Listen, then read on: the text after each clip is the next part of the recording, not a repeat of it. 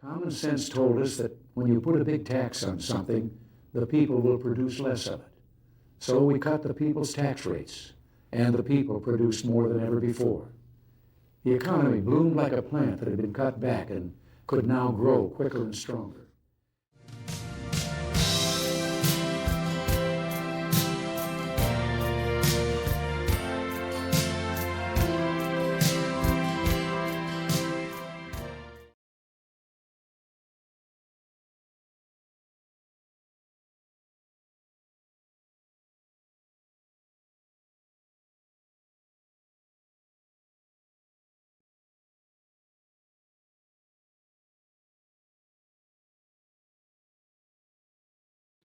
Hello and welcome, all you purveyors of common sense. I'm the Common Sense Conservative coming to you today with another video on why Nikki Haley will not drop out of this race.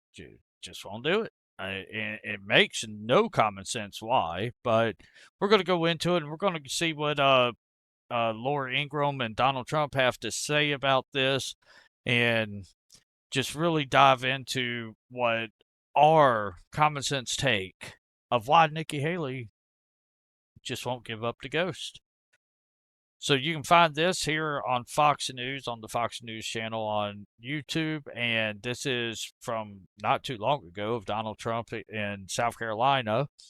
And let's hear what they have to say. We'll make our opinions and we'll go from there.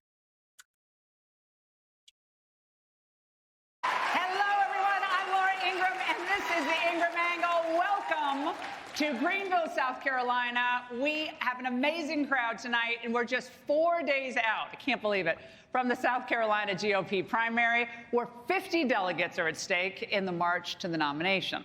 Now, former two-term South Carolina Governor Nikki Haley is poised to lose by a wide margin, but she remained defiant earlier today. We're going to hit all of this and more with the man of the hour. Joining me now, Donald J. Trump. Tell you what, I'd like to be there just to hear him speak.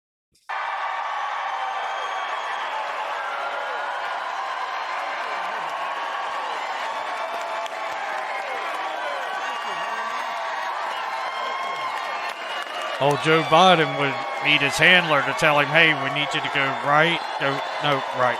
Joe, turn to your left so you can face the crowd. We the people are pissed off, yeah. I agree. You know, real quick before he speaks, you know, I do my best to give a logical, common sense take on all these videos. And by the way, if you like these videos, hit that like, subscribe, you know, share it out. And let's get common sense. Let's make common sense common again. Because the things you see, they want to pull the wool over your eyes. And we're just here to expose, hey, I'm watching the video. As you can see, I'm pausing. Here's my little mouse right here. I'm pausing and watching it and just giving you a single cut take. You'll notice in all of my videos there are no edits because I believe that a single cut take truly gives you my thoughts and opinions on this. So I just wanted to throw that out there. Like I said, hit that bell, like and subscribe. Get notified anytime we upload a video. Let's see what they got to say.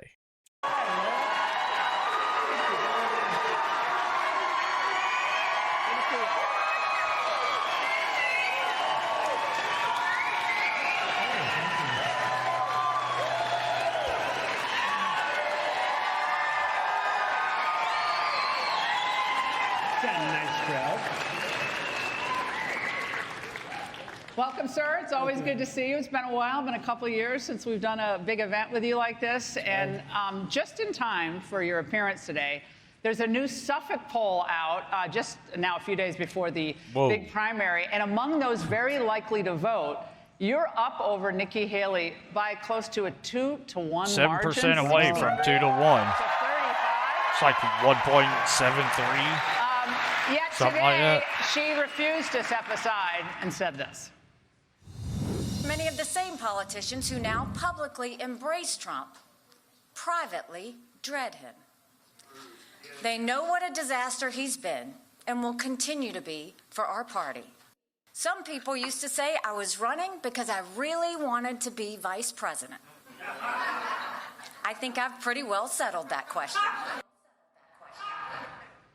Has she settled that question? Well, I settled it about 3 months ago.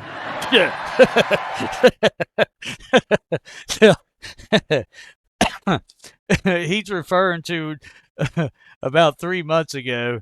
They asked him, "Hey, would you consider Nikki Haley as vice president? Should you win the nominee?" He's like, "No, she ain't got it. She ain't got the ability to do it. She just don't have it." Unlike Kamala Harris, they said, "Hey, she ain't got the ability to do it, but hey, let's throw her in there." DEI.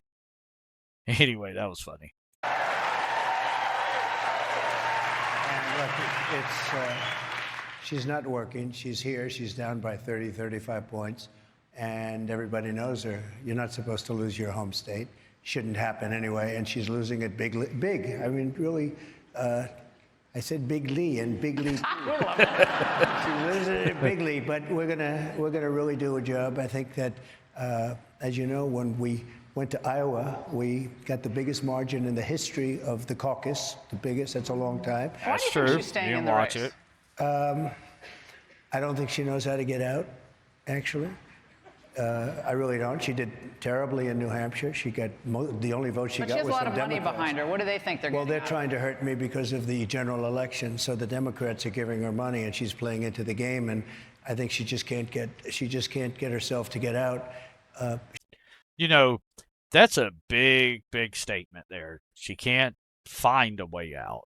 Like, hey, I need to get out, but all these people are giving me money. We already know about one major Democrat donor giving her money. More than likely there's more, but I think there's even more, something deeper. And this goes into our video about Carrie Lake and them trying to bribe her. What if they did the same thing to Nikki Haley? And they put her on the board of Boeing? Last I checked, I don't think she has an aviation degree or knowledge, but hey, whatever. We'll stick you on the board at Boeing, pay you a bunch of money, and then if Trump runs again, don't worry. We're going to back you. We're going to make sure you get in there. You scratch our backs and we'll scratch yours. We just need you to be quiet for a couple of years. And then when Trump runs again, we're going to put you up against him. That's what we're going to do. And then guess what? We're going to sue him into oblivion. And you'll become the presidential nominee. But then what? Then the chits do, right? We need you to lose so Joe can get back in for another term. Don't worry, we'll put some poles in his shirt sleeves and some animatronics in its legs, and we'll try to shuffle him out there. And if he falls, they'll just think, oh, that's just old clumsy Grandpa Joe. I mean, honestly, that's a powerful statement that Trump just made. He doesn't know, or she doesn't know how to get out. Why won't she drop out? She doesn't know how. Because she's backed by all these people that are way more powerful than she is. I mean, come on. She's doing poorly in the polls. Look, if she was doing well, I'd understand it. But she's doing very poorly. She lost in record numbers in Iowa, record numbers in New Hampshire. Nevada, no name beat. No name. We had no name. Hey, Sean. Man, that's the truth. That's so true. Oh, my goodness. Here's my thing.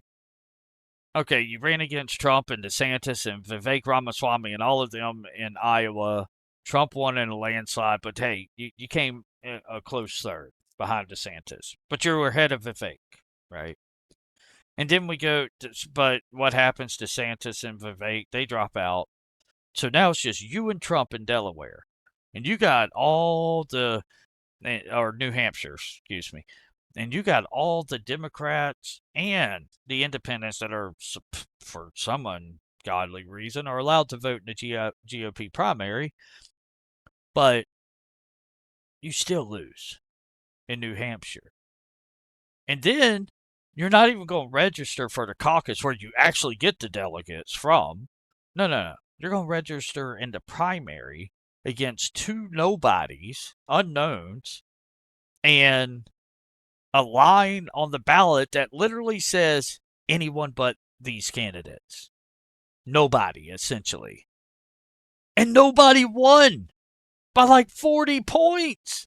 It was like 63% of the votes went to nobody. None of them. And now you're going to South Carolina, and you saw the graphic earlier.